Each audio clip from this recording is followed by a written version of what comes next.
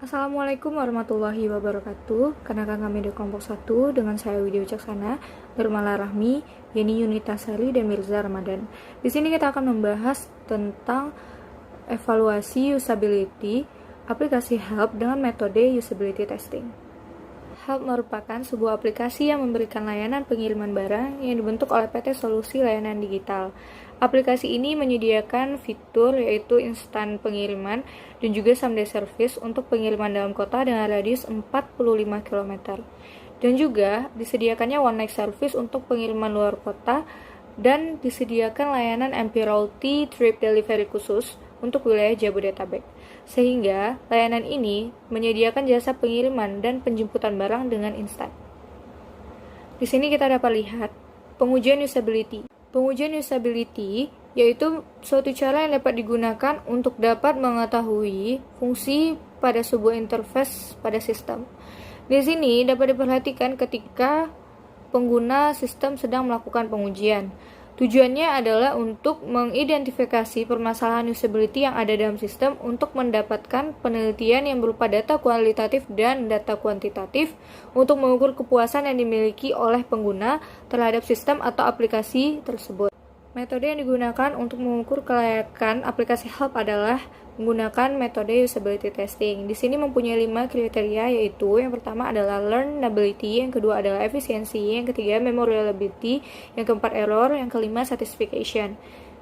Berikut adalah tampilan gambaran metodologi yang akan dilakukan. Yang pertama kita akan melakukan identifikasi masalah, dan yang selanjutnya adalah studi pendahuluan. Di sini dibagi menjadi dua, kita akan melakukan studi pustaka dan juga studi objek yang akan diamati, yaitu aplikasi Help. Selanjutnya, pengujian kebergunaan atau usability testing. Di sini kita akan memberikan task kepada responden, dan yang kedua adalah penyebaran kuesioner usability dengan 7 responden dan 10 pertanyaan. Dan selanjutnya kita akan melakukan analisis usability testing dengan rekap analisis hasil pengisian kuesioner dan juga penghitungan nilai. Selanjutnya adalah kesimpulan. Baiklah, saya akan melanjutkan presentasi mengenai usability testing terhadap aplikasi Help. Pembahasan selanjutnya yaitu skenario pengujian kebergunaan. Nah, skenario pengujian kebergunaan atau skenario usability testing ini kita lakukan dengan meminta para responden untuk melakukan beberapa task yang sudah kita siapkan sebelumnya. Nah, task ini berjumlah 8 dan hanya bisa dilakukan sekali oleh satu orang responden dan tidak bisa diulang. Nah, tas-tas ini digunakan sebagai sarana interaksi dalam pengukuran usability. Kemudian segmen responden. Responden yang akan melakukan pengujian terhadap aplikasi Help ini adalah masyarakat umum dengan rentang usia milenial. Nah, task diberikan kepada responden dengan jenis pekerjaan yang beragam. Nah, jumlah responden yang melakukan pengujian terhadap aplikasi Help ini berjumlah 6 orang, sedangkan untuk pengujian kuesioner itu berjumlah 20 orang, yang mana tidak termasuk ke dalam 6 orang responden yang melakukan pengujian usability terhadap aplikasi Help. Nah, di sini kita sudah mempunyai 8 task ya, yang akan dilakukan oleh responden terhadap aplikasi Help. Di antaranya yang pertama itu ada T1. Nah, T1 dari T8 ini kita buat seperti kode. T1 yaitu task 1. Kemudian selanjutnya T2, T3 sampai T8, task 8 gitu. Nah, T1 yaitu responden melakukan register data diri untuk bisa masuk ke aplikasi. Jadi responden harus melakukan registrasi terhadap aplikasi terlebih dahulu. Kemudian task kedua adalah membuat kode PIN. Kemudian yang ketiga melakukan delivery barang atau melakukan pengiriman barang menggunakan aplikasi Help ini. Kemudian task ketiga yaitu task keempat yaitu menentukan titik tujuan pengiriman barang, menentukan titik kemana sih barang ini akan dikirim gitu. Kemudian task kelima yaitu menentukan titik penjemputan di mana barang akan dijemput oleh si driver. Kemudian T6 atau task ke-6, driver memilih metode pembayaran berdasarkan metode pembayaran yang sudah disediakan oleh aplikasi Help. Dapat berupa Dana, dapat berupa OVO, GoPay, ShopeePay, dan metode pembayaran lainnya yang telah disediakan oleh aplikasi Help. Kemudian task ke-7 yaitu melakukan order pengiriman barang. Kemudian task ke-8 yang terakhir yaitu logout aplikasi. Nah, pelaksanaan pengujian kebergunaan dengan kuesioner.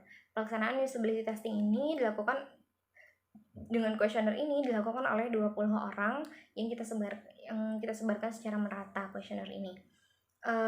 Kuesioner ini memiliki rentang kategori dari sangat setuju, netral, sangat tidak setuju dan sangat tidak setuju.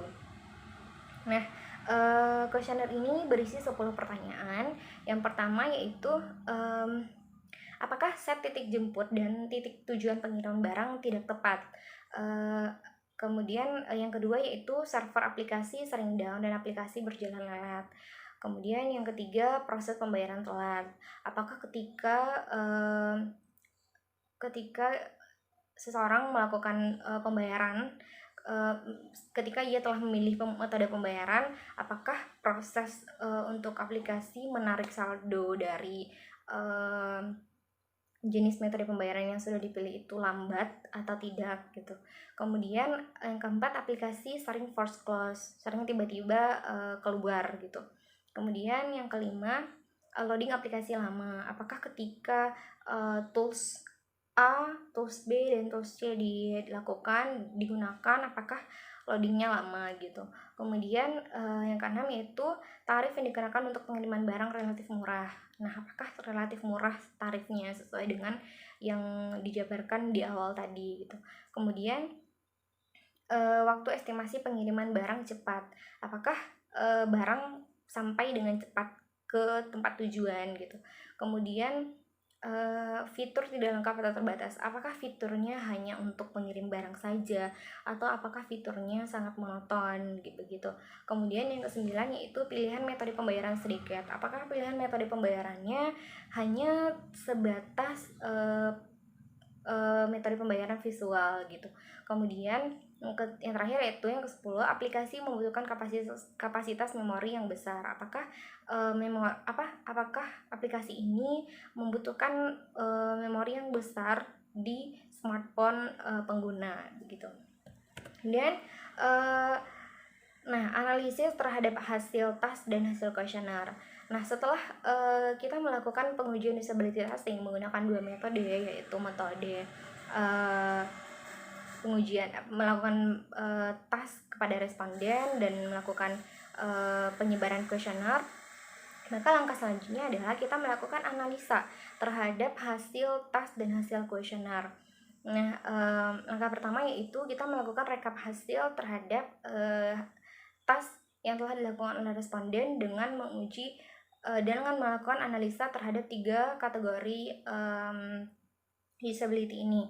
Yang pertama yaitu learnability. Apakah aplikasi memiliki tingkat kemudahan gitu. Kemudian yang kedua, efisiensi. Apakah aplikasi memiliki tingkat kecepatan dalam penggunaannya. Kemudian apakah tingkat kecepatannya.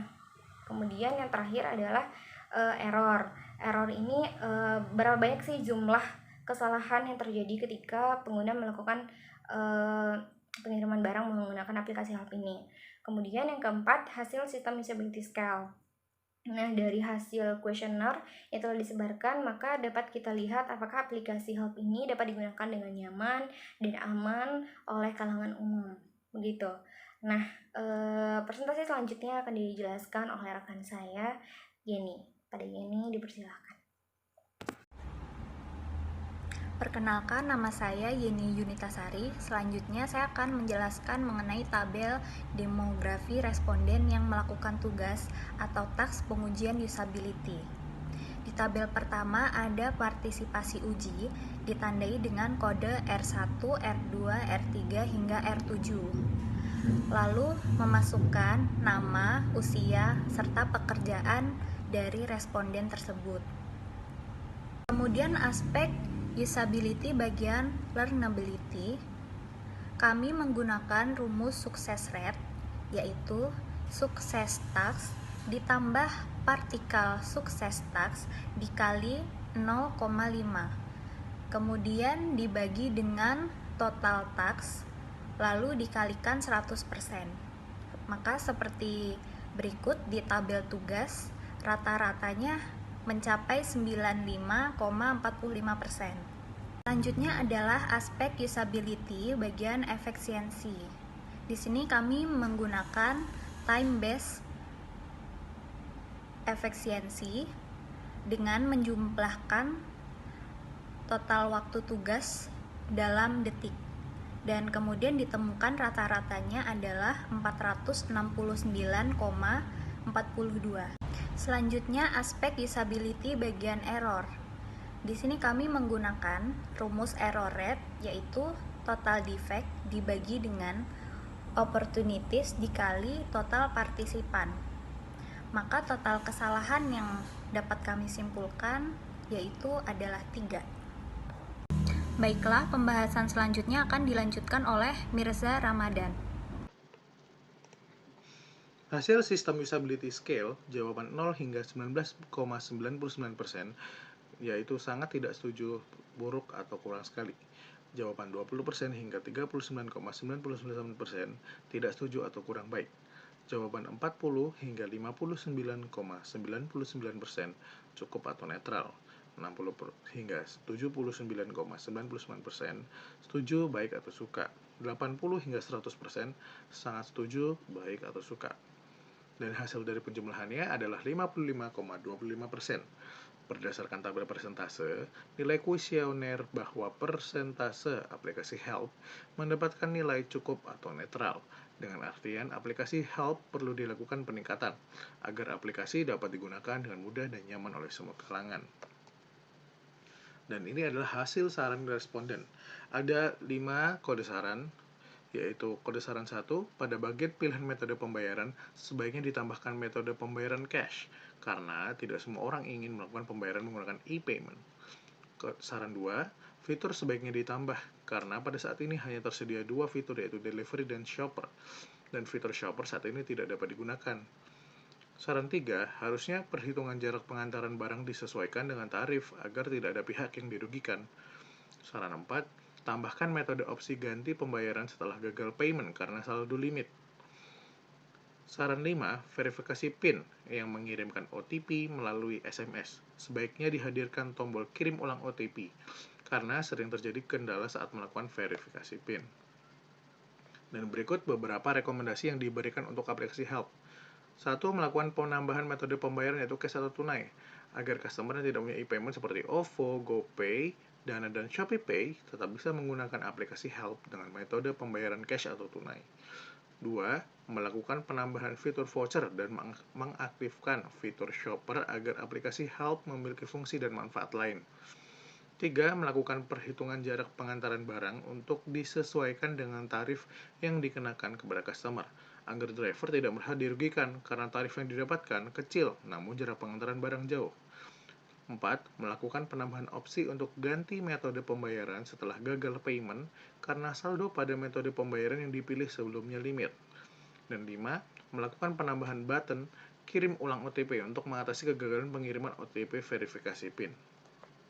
Dan kesimpulannya adalah aspek learnability pada pengujian usability mendapatkan hasil 95,45%, yang artinya responden mengalami kemudahan dalam menggunakan aplikasi Help, masuk dalam kategori baik.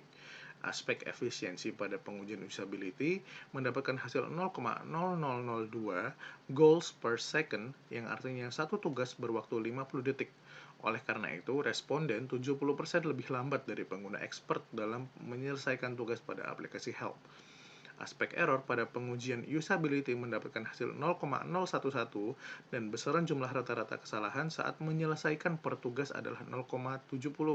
Berarti error rate yang dialami responden dalam menggunakan aplikasi Help yaitu tergolong kecil dan wajar. Aspek satisfaction dengan metode SAS mendapatkan hasil 55,25%. Persentase aplikasi Help mendapatkan nilai cukup atau netral, dengan artian aplikasi Help perlu dilakukan peningkatan agar aplikasi dapat digunakan dengan mudah dan nyaman oleh semua kalangan. Setelah melakukan pengujian usability terhadap aplikasi Help, didapatkan beberapa saran yang dapat membantu untuk menghasilkan beberapa rekomendasi sebagai acuan untuk memperbaiki aplikasi Help. Sekian presentasi dari kelompok kami. Wassalamualaikum warahmatullahi wabarakatuh.